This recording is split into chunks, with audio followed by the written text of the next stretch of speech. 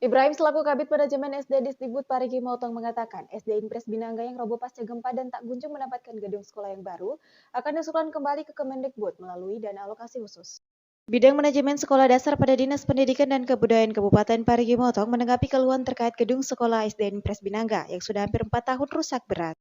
Diketahui sejumlah sekolah mengalami kerusakan parah akibat gempa bumi 2018 silam, hingga saat ini masih melakukan proses belajar mengajar di gedung darurat termasuk SD Impres Binangga. Kepala Bidang Manajemen SD Ibrahim mengatakan sekolah tersebut akan diusulkan kembali ke Kementerian Pendidikan melalui dana alokasi khusus. Sekolah itu salah satu sekolah yang terdampak gempa tahun 2018 kan. Ternyata pada waktu itu yang mendata dan memverifikasi sekolah terdampak gempa itu bukan kita Dinas Pendidikan sendiri, itu lewat BPBD. Lalu data mereka masuk, kita yang bantu mengusulkan. Ternyata mungkin saya tidak tahu dari pihak yang kita mengusulkan kan ada dua. Satu di pihak pemerintah, bantuan pemerintah, kemudian ada UNDP, ada juga lewat PUPR. Nah, saya tidak tahu mekanismenya yang mereka lakukan penilaian sehingga sekolah itu tidak lolos mendapat bantuan. Kita berharap kita akan usulkan lewat Kementerian Pendidikan yang dalam hal ini lewat DAP dan alokasi khusus DAP. Hanya saja kata ia, diduga sejak tahun kemarin pengusulan gedung itu terkendala dengan masalah data pokok pendidikan. Ibrahim menjelaskan pihak sekolah atau operator harus menginput data sesuai dengan kondisi sebenarnya. Ia menyayangkan jika persoalan dapodik ini tidak segera diselesaikan karena data merupakan dasar untuk mengalokasikan bantuan anggaran. Sehingga kata ia, pihaknya akan kembali mengevaluasi dapodik SD Impres Binangga sebelum melakukan pengusulan kembali. Tapi dari tahun kemarin saya jadi kabit, saya mengusul ternyata ada masalah di dapodiknya sekolah. Kenapa dapodiknya?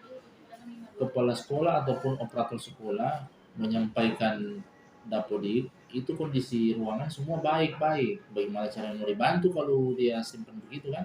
Jadi kita sudah mulai usul tahun ini, kemarin teman staff cross check ternyata ada beberapa dapodiknya yang taruh baik-baik juga, sudah dihubungi pihak sekolahnya untuk memperbaiki dapodiknya. Pihaknya juga akan melakukan pendampingan kepada sekolah tersebut untuk menyingkronkan dapodiknya. Sebenarnya bukan kesalahan sebenarnya, mungkin masih mereka belum terlalu paham mekanismenya. Olehnya kemarin kita melakukan pendampingan, pengusulan, mengundang semua operator sekolah itu untuk meminimalisir hal-hal yang begini. Takutnya sekolah belum tahu informasi.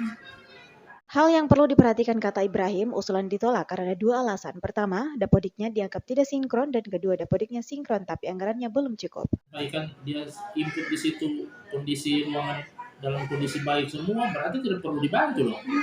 Nah, kementerian mengambil data lewat dapodik. Kalau begitu, otomatis tidak akan pernah dibantu oleh kementerian walaupun kita usul. Saya baru 1 tahun ini kita lakukan pendampingan. Cuma kan kita SD ini 422 SD.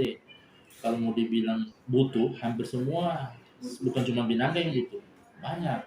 Olehnya itu bagaimana kamu punya kebutuhan itu kita bisa akomodir kalau kamu punya baik oleh kementerian. Kan sebenarnya usulan ditolak itu hanya ada dua. Satu dianggap tidak sinkron, dapodiknya tidak sesuai. Yang kedua sinkron tapi ditunda dulu karena dianggap anggaran belum mencukupi. Dua itu saja sebenarnya.